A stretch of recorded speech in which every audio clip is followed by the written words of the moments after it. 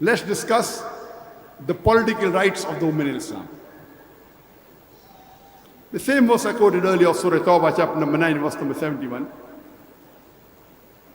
وَالْمُؤْمِنِينَ وَالْمُؤْمِنَاتِ بَعْضُهُمْ أَوْلِيَاءُ بَعْضٍ. The believing men and the women, they are supporters unto one another.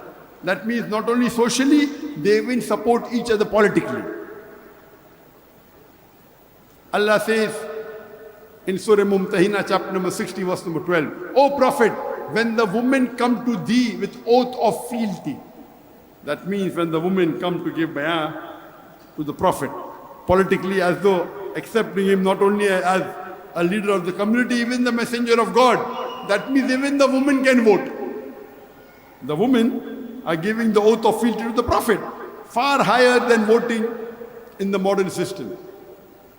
There's an incident which is mentioned that once when Hazrat Umar, may Allah be pleased with him, was discussing regarding should the women were demanding too much mahr. So he was discussing that should he put an upper limit for the mahr. So a woman from the back seat, that means a normal woman, even her name is not mentioned in the hadith. She objects and says, who is Umar to put the upper limit when Allah has not put the upper limit? Allah says in the Quran, in Surah Nisa, you can even give a mountain of gold in mahr. So who is Umar to put the upper limit? Umar says, Umar is wrong and the woman is right. That means the woman took an objection to the breach of constitution. Quran is the constitution. A normal woman objecting to the Khalifa. Who are you? When Allah said in the Quran, you can give a mountain of gold in mahr. Who is Umar to put upper limit? Umar says, Umar is wrong. The woman is right. So this was in brief regarding the political rights. And women even took part in battlefields. There's a full chapter in Sahih Bukhari that women taking part in battlefields, they act like nurses, they give water to the Sahabas.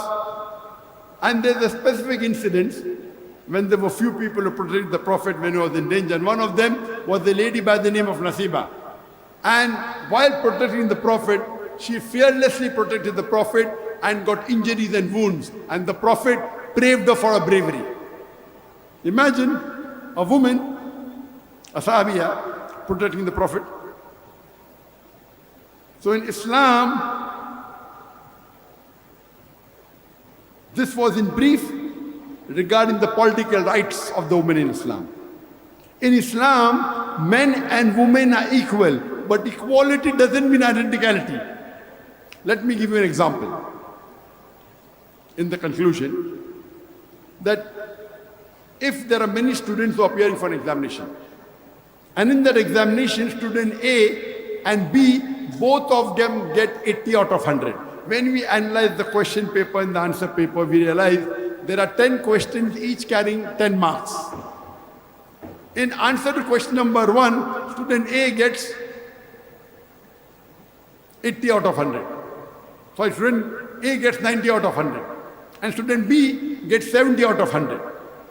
In answer to question number 2, student A gets 70 out of 100 and student B gets 90 out of 100.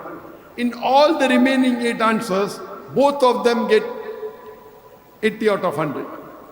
Or if the question mark is on 100 marks, if the question full examination 100 marks, student A in answer to question number 1 gets 9 out of 10, student B gets 7 out of 10. In answer to question number 2, student A gets 7 out of 10, student B gets 9 out of 10. In all the remaining 8 answers, both of them get 8 out of 10. If you add up, both get 80 out of 100. So student A and student B overall are equal. But in answer to question number 1, student A has the degree of advantage. Because he gets 9 out of 10, student B gets 7 out of 10. In answer to question 2, student B has the degree of advantage.